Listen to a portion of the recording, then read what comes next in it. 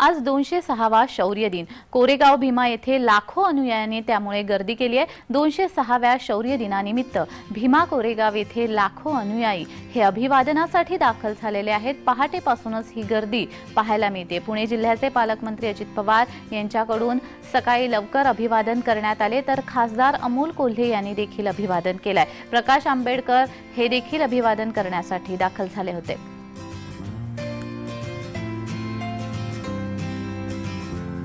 आज 206वा शौर्य दिन आहे आणि कोरेगाव भीमा येथे त्यामुळे लाखो अनुयायांची गर्दी उसळलेली आहे।